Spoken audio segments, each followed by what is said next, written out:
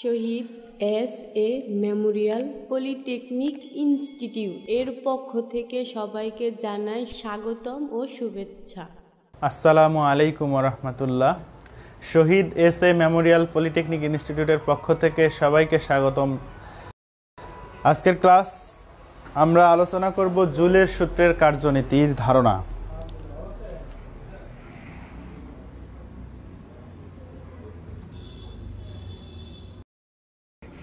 জুলের সূত্র।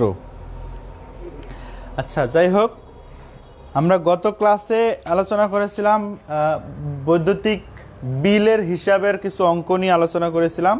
আশা করছি তোমরা সবাই মোটামুটি অঙ্কগুলো করেছো, যারা ক্লাসটা দেখেছো সবাই অঙ্কগুলো করেছো। যদি কারো কোনো প্রবলেম থেকে থাকে, গত ক্লাসের যে বিষয়গুলো ছিল অর্থাৎ বিদ্যুৎ বিলের অঙ্ক, যদি কোনো প্রবলেম থাকে তোমরা আজকে এখানে কমেন্ট করতে পারো, তাহলে পরবর্তীতে আমি তোমাদেরকে ওই বিষয়গুলো আবার আলোচনা করতে পারবো। আর যদি প্রবলেম না থাকে তাহলে কমেন্ট করবা যে নো, যে প্রবলেম নাই, তাহলে আমি বুঝতে পারবো যে তোমাদের প্রবলেম নাই। ঠিক আছে? যাই হোক, অনেকেই জয়েন করতেছো, তোমরা একটু জয়েন করতে থাকো। প্রথমে দেখতে পাচ্ছি একজন জয়েন করেছে, Tahsan Sulaiman, computer technology.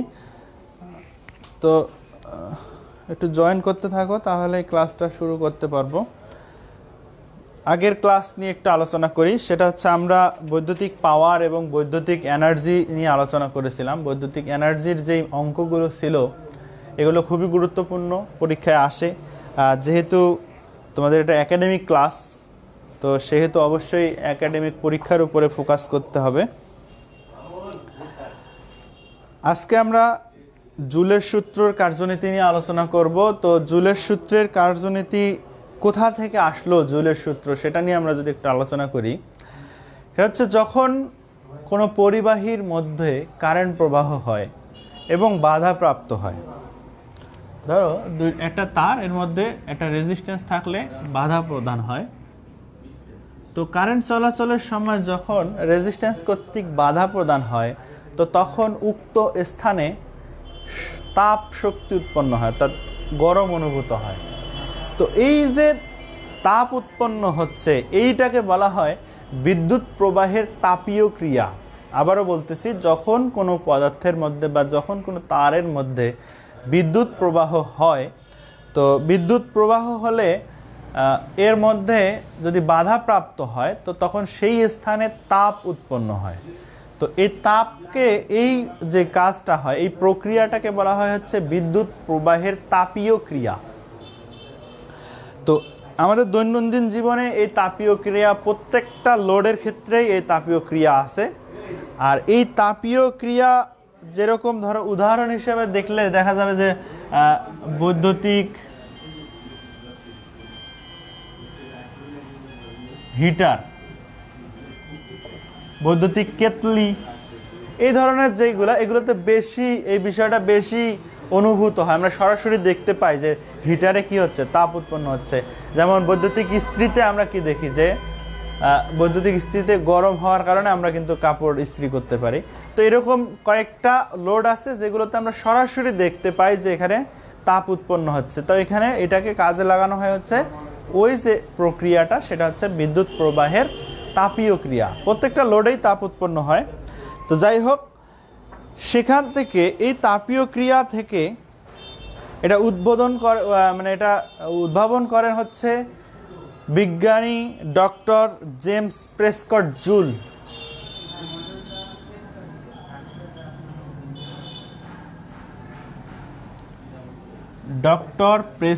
James Prescott joule. বিজ্ঞানীদের নাম একটু কঠিন হয়। প্রেসকট।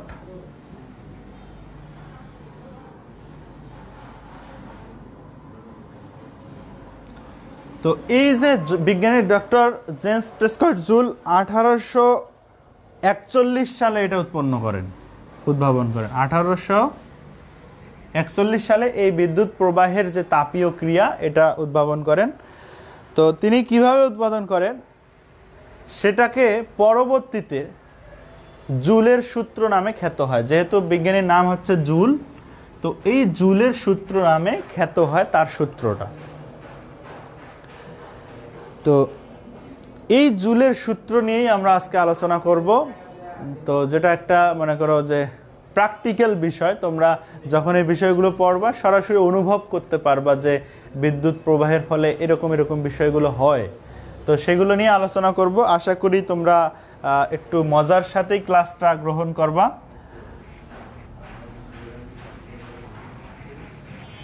তো এই জুলের যে সূত্র, সেই সূত্রটা যদি আমরা আলোচনা করি যে সূত্রটা কি, আসলে জুলের সূত্র একটা না, কিন্তু লাস্টে যে সূত্রটাকে কম্বাইন করা হয় ওটা জুলের সূত্র নামে খ্যাত। তো এই সূত্রের তিনটা পার্ট আছে, আমরা তিনটা অংশে সূত্রটাকে দেখব। তো প্রথম অংশ হচ্ছে, যদি প্রথম সূত্র আকারে যদি আমি লিখি, এখানে আমরা শুধুমাত্র প্রতীকের সাহায্যে দেখাবো, বাংলা কথাবার্তা লিখবো না। কথা হচ্ছে এখানে যদি তাপকে এইচ, অর্থাৎ তাপকে আমরা এইচ দ্বারা বুঝবো, এইচ কে বলবো যে তাপ। এরপর হচ্ছে সময়কে টি, কারেন্টকে আই,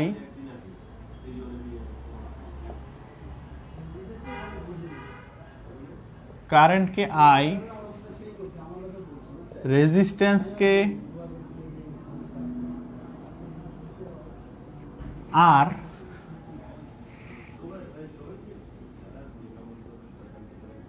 সময়কে টি দ্বারা প্রকাশ করা হয়।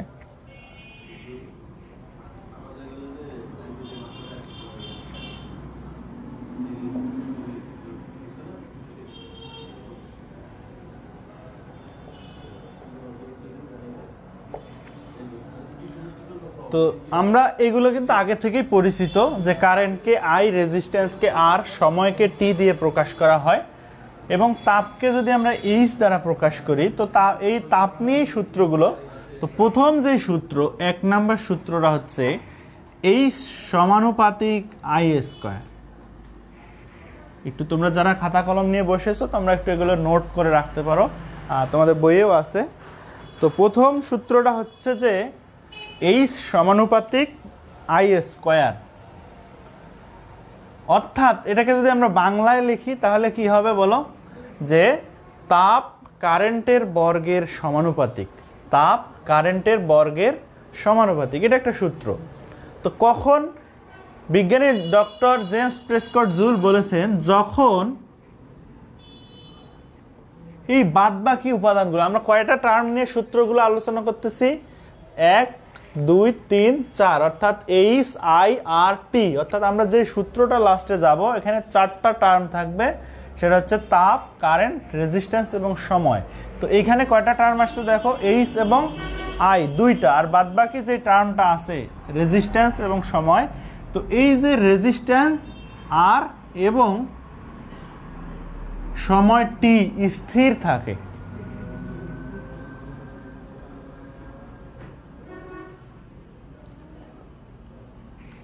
তোমরা একটু খুব গুরুত্বের সাথে সূত্রটাকে দেখো। এই সূত্রটা বরাবরের মতোই পরীক্ষায় আসে, খুবই গুরুত্বপূর্ণ একটা সূত্র। তো আমরা প্রথম সূত্রটা দেখলাম যে তাপ কারেন্টের বর্গের সমানুপাতিক যখন আর এবং টি স্থির থাকে।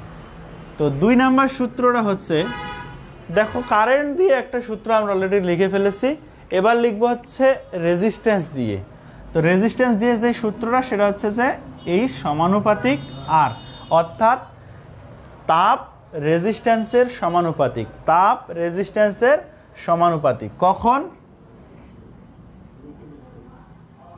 যখন এই রেজিস্ট্যান্স বাদ দিয়ে আর 2টো টার্ম আছে, সেটা হচ্ছে কি কারেন্ট এবং সময়। তাহলে আই এবং টি স্থির থাকে।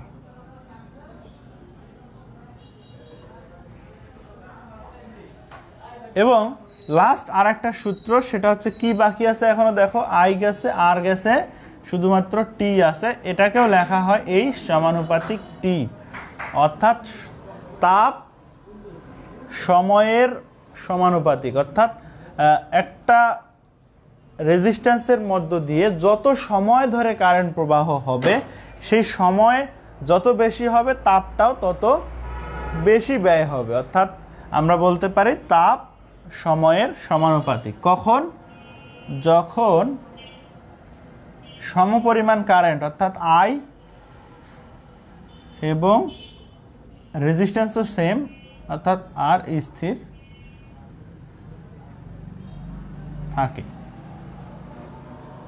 আচ্ছা, আমি একটু কমেন্টগুলো দেখতেছি।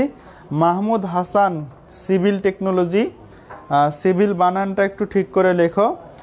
আর সাফায়েত ইসলাম সজীব, ওয়ালাইকুম আসসালাম, কম্পিউটার টেকনোলজি। যাক, তোমাদের মোটামুটি বেশ কয়েকজন স্টুডেন্ট তোমরা ক্লাসটা দেখতেছো। তো যদি এতক্ষণ পর্যন্ত আমি যতটুকু বুঝাইছি, অর্থাৎ জুলের সূত্র 3টা যে আমি বুঝালাম, এতটুকু তোমরা বুঝতে পারছো কিনা? যদি বুঝতে পারো তাহলে ইয়েস কমেন্ট করো, তাহলে আমি বুঝতে পারবো যে সবাই বুঝতে পারছো। আরও কয়েকটা অংশ আছে, এটা একটা রচনামূলক প্রশ্ন বা অনেক সময় 4 মার্কের প্রশ্নেও আসে, অর্থাৎ সংক্ষিপ্ত প্রশ্নেও আসে। তো এতটুকু বুঝছো কিনা তোমরা একটু আমাকে জানাও, তাহলে আমি পরবর্তী ধাপে যাব। সেটা হলো যে এই যে 3টা সূত্র আমরা লিখলাম, এখন এই 3টা সূত্রকে যদি একত্রে করি, অর্থাৎ উপরোক্ত 3টি সূত্রকে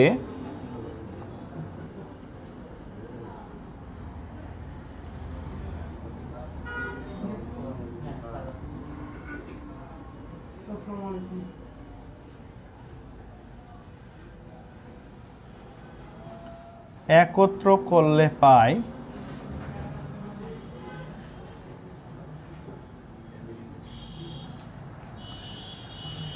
কি পাই? দেখো, প্রত্যেকটা সূত্রেই এইচ আছে বাম পাশে, তাহলে বাম পাশে এইচ রাখলাম। সমানুপাতিক চিহ্ন প্রত্যেকটাতেই আছে, এবং এখানে কি আই স্কোয়ার, এখানে আর, আর এখানে টি, অর্থাৎ আই স্কোয়ার আর টি। 3টা সূত্রকে যদি আমরা একসাথে করি তাহলে সেটা হচ্ছে এইচ সমানুপাতিক আই স্কোয়ার আর টি। এই সূত্রটা থেকেই আমরা হচ্ছে মেইন জুলের সূত্র নিয়ে আসবো। দেখো কিভাবে, আমি একটু উপরের গুলো মিশিয়ে দিচ্ছি।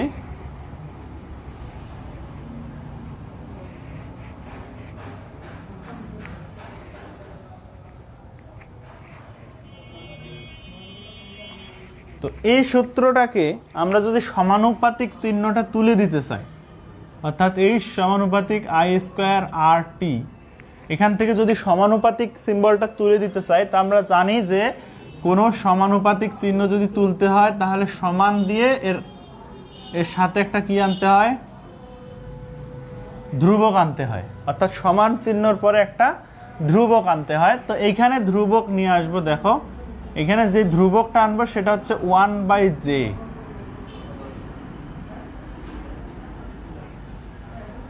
এটা হচ্ছে ক্যাপিটাল লেটার জে। এটাই হচ্ছে এই জুলের সূত্রের ধ্রুবক, অর্থাৎ জুলের ধ্রুবক বলা হয় এই জে কে।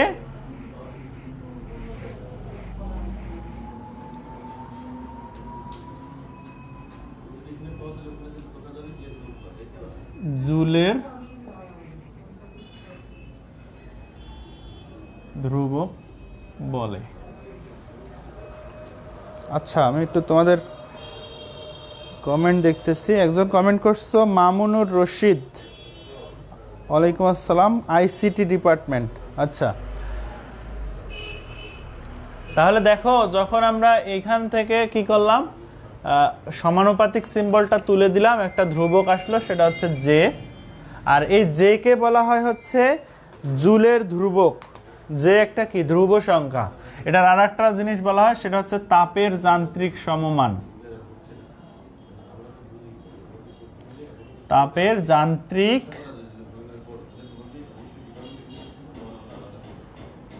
সমমান বা সমতা, অনেক সময় অনেকটাই বলা হয়। তো এই যে তাপের যান্ত্রিক সমমান যে জুলের ধ্রুবক, এটা একটা মান আছে, সেই মানটা হচ্ছে J equal to 4.2 joule per calorie.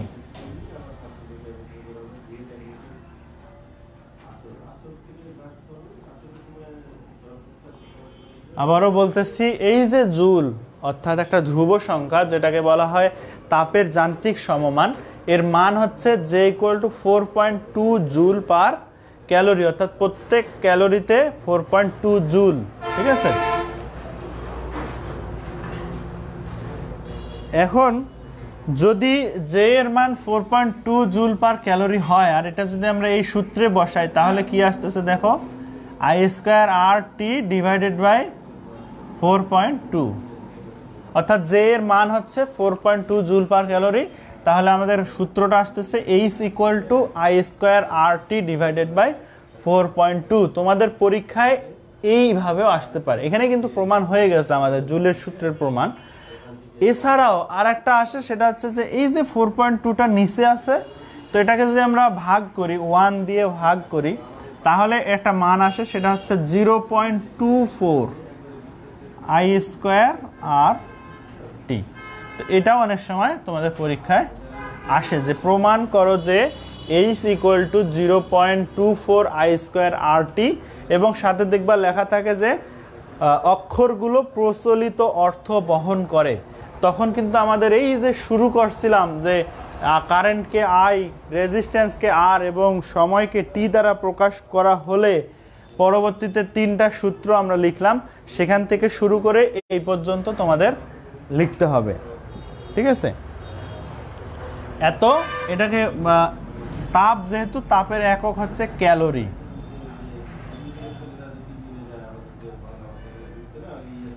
এটা হচ্ছে প্রমাণিত।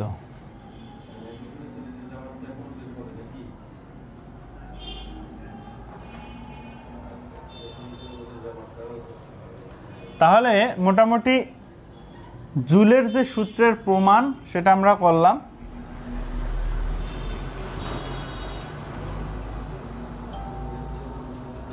আর এই জুলের সূত্র দিয়ে আমরা অঙ্ক করব একটা, আর একটু জিনিস বুঝবো যে এই যে এর অর্থ কি, এটা আসল অর্থটা কি সেটা আমরা একটু দেখব।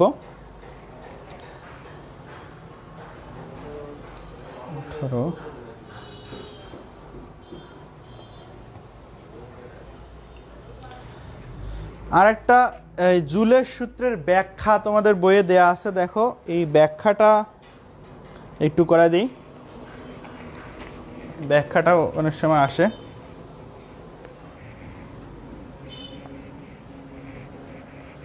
জুলের সূত্রের ব্যাখ্যা, এতক্ষণ আমরা সূত্র প্রমাণ করলাম, এবার ব্যাখ্যাটা দেখব যে আসলে কিভাবে আসে।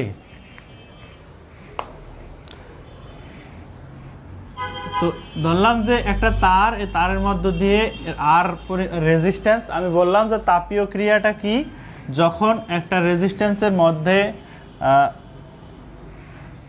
তাপ উৎপন্ন, অর্থাৎ কারেন্ট প্রবাহ হয়, কারেন্ট প্রবাহ হলে কি হয়, এখানে একটা তাপ উৎপন্ন হয়।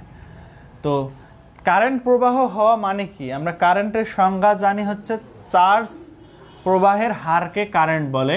তো I = হচ্ছে তোমার Q/T, অর্থাৎ I = আমরা এটা আগেই দেখেছি, অনেক আগে, একদম শুরুর দিকে কারেন্টের সংজ্ঞা থেকে, I = Q/T, অর্থাৎ চার্জ প্রবাহের হারকে কারেন্ট বলে, সেটা আমাদের এখানে একটু লাগবে। তো এই যে Q, এটা হচ্ছে চার্জ, T হচ্ছে এখানে সময়। আর তাহলে আমরা দুইটা পয়েন্ট ধরলাম, একটা হচ্ছে A পয়েন্ট আর একটা হচ্ছে B পয়েন্ট।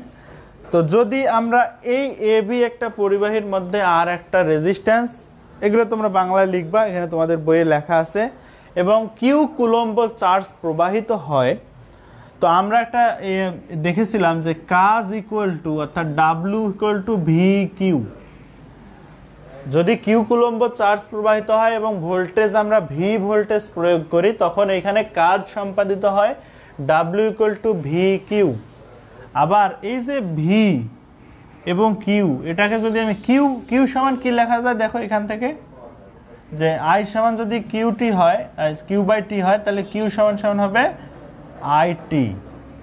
তাহলে আমি এই জায়গায় লিখতে পারি যে VIT। আবার V সমান কি জানি দেখো, আমরা কারেন্ট ভোল্টেজ রেজিস্ট্যান্সের সূত্র থেকে V সমান জানি হচ্ছে IR। তাহলে আমি এখানে লিখতে পারি না যে V সমান IR × IT। তাহলে দেখো এখানে কি আসতেছে আই স্কোয়ার আর টি। তাহলে যে ডাব্লু সমান সমান আসলো আই স্কোয়ার আর টি, এটা হচ্ছে কাজ। আমাদের প্রমাণ করতে হবে কি তাপ। তো পদার্থবিদ্যার অর্থাৎ তাপ অধ্যায় থেকে একটা ফর্মুলা আমরা পাই, সেটা হচ্ছে যে ডাব্লিউ সমান সমান জে এইচ। এটা হচ্ছে জুলের দ্বিতীয় সূত্র থেকে আমরা পাই, তোমাদের বইয়ে দেখবা আছে ডাব্লিউ সমান সমান জে এইচ। তো ডাব্লিউ সমান সমান যদি জে এইচ হয়, তো তাহলে আমরা এইচ সমান সমান কি লিখতে পারি? এইচ সমান সমান হচ্ছে ডাব্লিউ বাই জে। তাহলে এইচ সমান সমান যদি ডাব্লিউ বাই জে হয়, তাহলে এই যে এখানে ডাব্লিউ আছে, ডাব্লিউর জায়গায় আমরা কি লিখব? জে এইচ লিখব।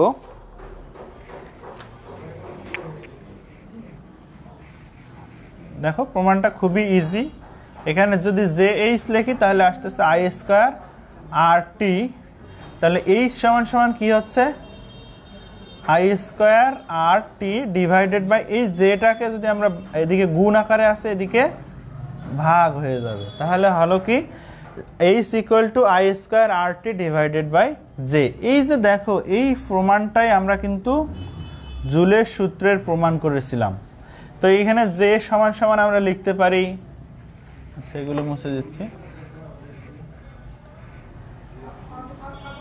আই স্কোয়ার আর টি, আর জে সমান সমান আমরা লিখতে পারি 4.2 জুল, আর যেটা হচ্ছে ভাগ করলে হয় 0.24 আই স্কোয়ার আর টি। তোমরা এভাবেও জুলের সূত্রের প্রমাণ লিখতে পারো, ঠিক আছে? যাই হোক, আশা করি ব্যাখ্যাটা তোমরা বুঝতে পারছো। তোমাদের বইয়ে আরো সুন্দর করে দেয়া আছে, তোমরা একটু খেয়াল করলেই পারবা। আমি হচ্ছে আর একটা টপিকসে চলে যাচ্ছি, সেটা হচ্ছে যে জে এর অর্থ কি।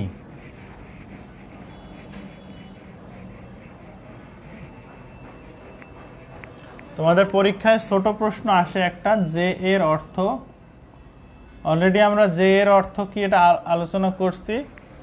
জে হচ্ছে একটা ধ্রুব সংখ্যা, যেটাকে বলা হয় তাপের যান্ত্রিক সমমান। জে হচ্ছে একটি ধ্রুব সংখ্যা, যাকে বলা হয় হচ্ছে তাপের যান্ত্রিক সমমান, বা ইংরেজিতে বলা হয় মেকানিক্যাল ইকুইভ্যালেন্ট অফ হিট। তো এই যে জে এর মানটা হচ্ছে, যেকে বলা হয় তাপের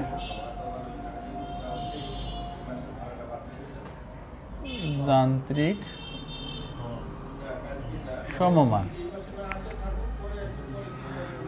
জে এর মান হচ্ছে 4.2 ইন্টু 10⁷ আর্গ পার ক্যালোরি। এটা হচ্ছে আমাদের সিজিএস এককে। সিজিএস এককে হচ্ছে আমাদের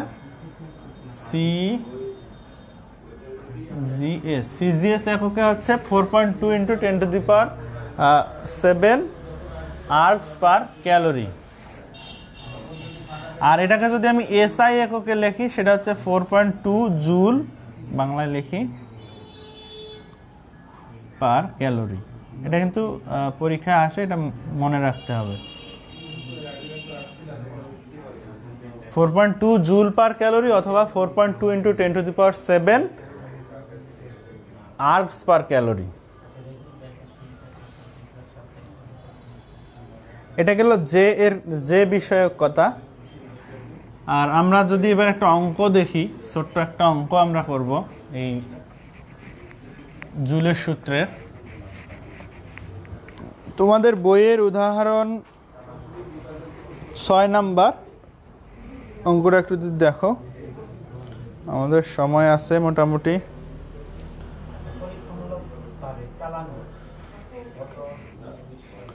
20 মিনিটের মতো সময় আছে।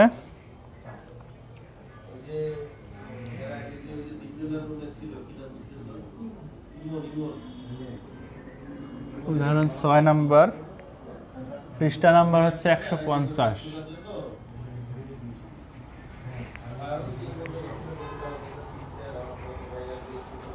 এখানে বলা আছে 50 ওহম রোধের একটি কেটলিকে 230 ভোল্ট লাইনের সাথে সংযুক্ত করা হলে কেটলিতে রক্ষিত 1.2 কেজি পানিকে 30 ডিগ্রি সেন্টিগ্রেড হতে স্ফুটনাঙ্কে নিতে কত সময় লাগবে? একটু দেখো, একটু বোঝার বিষয় আছে।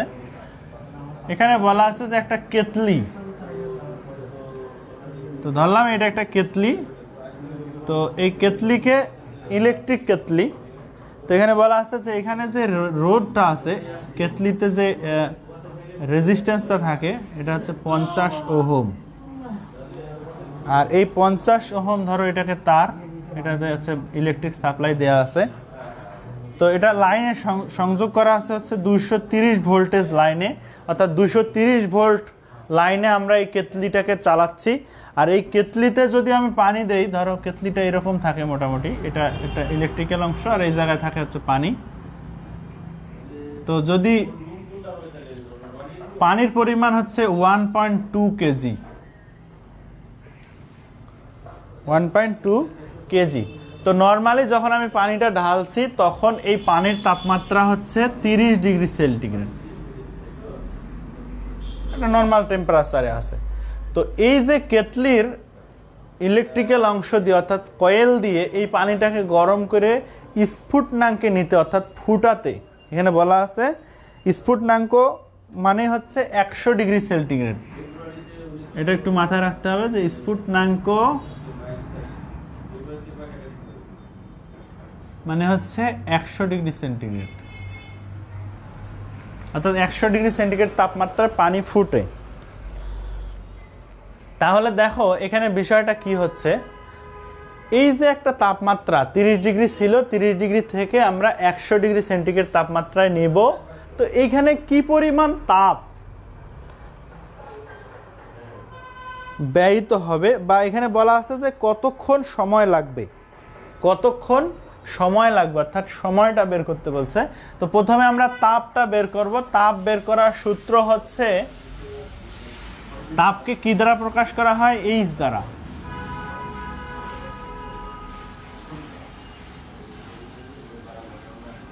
তো এখানে দুই ধরনের দেখো একটা কাজ হচ্ছে, একটা হচ্ছে পানি তাপটা গ্রহণ করতেছে, আর এই যে ইলেকট্রিক কেতলির যে কয়েল, এই কয়েল তাপটা দিচ্ছে। তাহলে কয়েল তাপ দিচ্ছে, পানি তাপ গ্রহণ করতেছে। তো আমি যদি বলি যে পানি কর্তৃক গৃহীত তাপ যেটা, তো সেটার একটা ফর্মুলা আছে, এটা তোমাদের মুখস্থ করতে হবে। সেটা হচ্ছে H = ms ডেল থিটা। আমি বলতেছি এম কি, এই ms ডেল থিটা, এটা ফর্মুলাটা মুখস্থ করতে হবে। এখানে m হচ্ছে ভর, এরপরে s হচ্ছে আপেক্ষিক তাপ,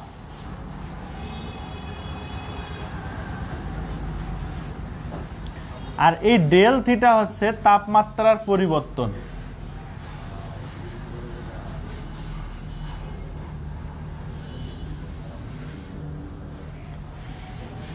তাহলে বিষয়টা একটু খেয়াল করো, এখানে ভর কতটুকু? 1.2 কেজি। আর আপেক্ষিক তাপ, পানির আপেক্ষিক তাপ কত? 1। আর তাপমাত্রার পরিবর্তন, অর্থাৎ এইখানে তাপমাত্রার পরিবর্তন হচ্ছে কত? দেখো আমাদের ছিল হচ্ছে 30 ডিগ্রি সেন্টিগ্রেড এবং হয়েছে হচ্ছে 100 ডিগ্রি সেন্টিগ্রেড। তাহলে আমরা বলতে পারি যে 100 ডিগ্রি সেন্টিগ্রেড থেকে 30 ডিগ্রি সেন্টিগ্রেড যদি আমরা বাদ দেই, তাহলে সেটা হচ্ছে 70 ডিগ্রি সেন্টিগ্রেড হচ্ছে আমার তাপমাত্রার পরিবর্তন।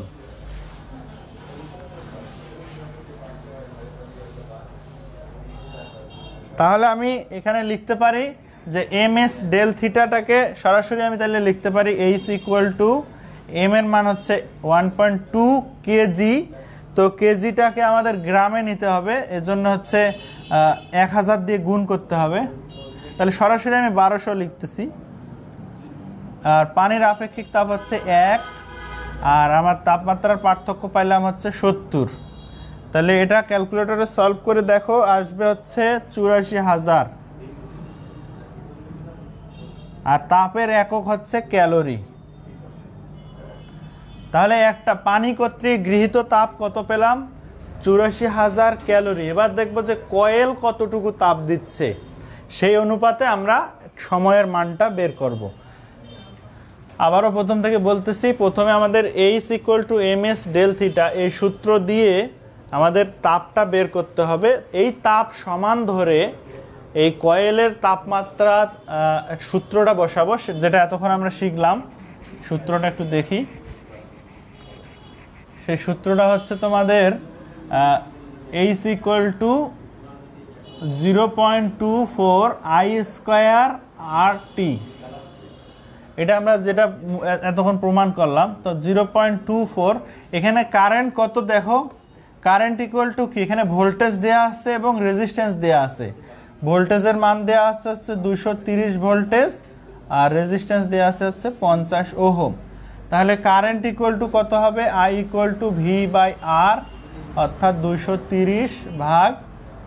230/50 করলে আসে হলো,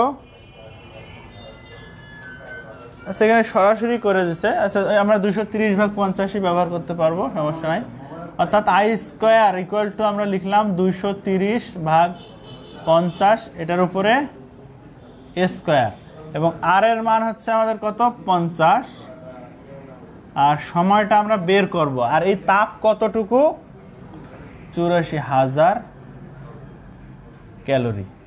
তাহলে এই ফর্মুলা থেকে টি কিভাবে বের করব দেখো, এই যে পুরো মানটা, এটা যদি আমরা ক্যালকুলেটরে সমাধান করি তাহলে আসে হচ্ছে 253.92, 253.92, এবং টি গুণ আকারে থাকবে, যেহেতু টি এর মান জানি না। তাহলে এদিকে থাকবে হচ্ছে 84,000। তাহলে টি ইকুয়াল টু কি আসবে, এটা এদিকে গুণ আকারে আছে, এদিকে ভাগ হয়ে যাবে। তাহলে 84,000 ভাগ 253.92। তাহলে এটার মান দেখো কত আসে, এটা হচ্ছে 330.81 এত সেকেন্ড। এটাই হচ্ছে উত্তর।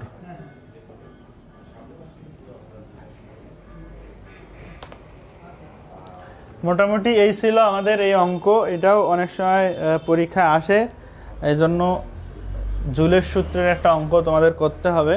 তো প্রথমে তোমরা আগে তাপটা বের করে নিবা, তাহলে অঙ্কটা সহজ হয়ে যাবে। তোমাদের বইয়ে হয়তো বা সিকোয়েন্সটা উল্টা করে দেয়া আছে, প্রথমে ফর্মুলা দিয়ে 253.92 টি দেয়া, এরপরে তাপ ক্যালোরি বের করে তারপরে ওইটা ভাগ করা। একই কথা, তোমরা প্রথমে তাপ বের করতে পারো, পরে এই ফর্মুলা থেকে সরাসরি টি এর মানটা বের করে ফেলতে পারো।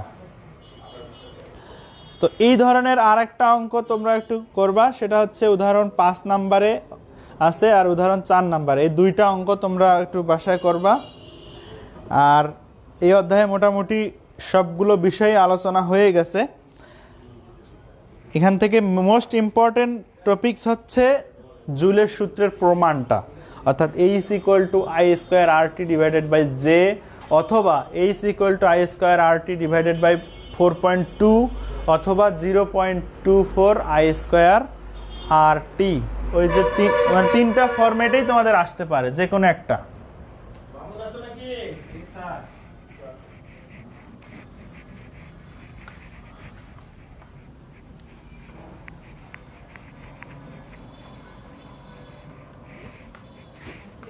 তাহলে আমি একটু টপিকসগুলো তোমাদেরকে লিখে দিচ্ছি, যে কোন কোন টপিকসগুলো এই অধ্যায় থেকে পড়বা। প্রথম হচ্ছে যে জুলের সূত্র।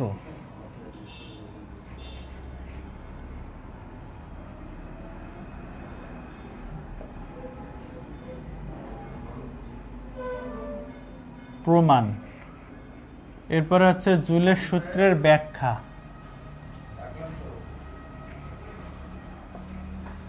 এরপরে হচ্ছে